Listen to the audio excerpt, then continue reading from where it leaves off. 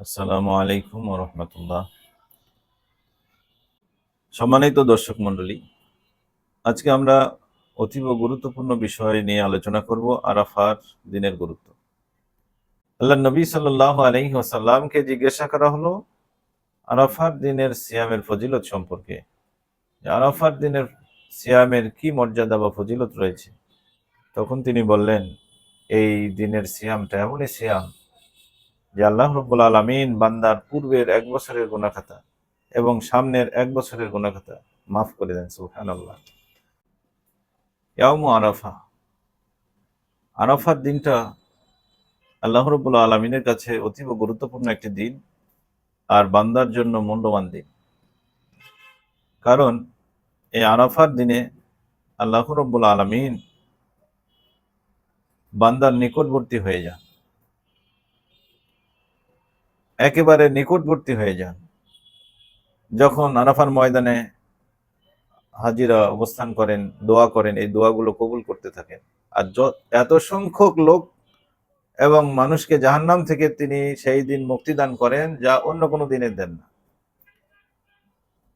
আল্লাহ রাব্বুল আলামিন ফেরেশতাদেরকে ডাকেন, আহ্বান করেন আর গর্ব করে বলেন, সুম্মা ইউবাহি বিহিমুল মালাইকা, ফেরেশতাদেরকে গর্ব করে বলতে থাকেন, মা আরাদা হাউলাই, আজকে আমার এই বান্দারা কি চায় আমার কাছে। এইভাবে গর্ব করে বলতে থাকেন। বান্দাকে দেওয়ার জন্য আল্লাহ প্রস্তুত থাকেন, বান্দা চাইলেই আল্লাহ রাব্বুল আলামিন কবুল করেন। সম্মানিত উপস্থিতি, এই যে সিয়ামে আরাফা, এটি নিয়ে আমাদের মুসলিম সমাজে সামান্য কিছু ভুল বোঝাবুঝি আছে বা বিতর্ক আছে। কেউ মনে করি যেহেতু আরাফাত দিনটা যুলহিজ্জা মাসের 9 তারিখে সেখানে হাজী সাহেবরা অবস্থান করেন, এই জন্য পৃথিবীর যে কোনো প্রান্ত থেকে তার প্রত্যেক দেশের মুসলমানরা 9 তারিখ মনে করে। আসলে এটা যারা মনে করেন, বিষয়টা সঠিক নয়।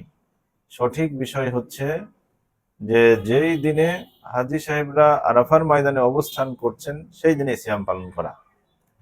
কারণ যতগুলো রেওয়ায়েত আল্লাহ নবী সাল্লাল্লাহু আলাইহি সাল্লাম থেকে এসেছে, প্রত্যেকটা রেওয়ায়েতে সিয়াম ইয়াউমে আরাফা বলা হয়েছে।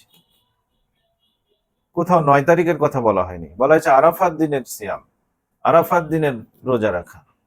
এই জন্য আমরা যেহেতু স্পষ্টভাবে জানতে পারছি যে আজকে হাজী সাহেবরা আরাফার ময়দানে অবস্থান করছেন, সুতরাং আমরা আমাদের 8 তারিখ হোক, সেই দিনই আমাদেরকে আরাফার সিয়াম পালন করতে হবে।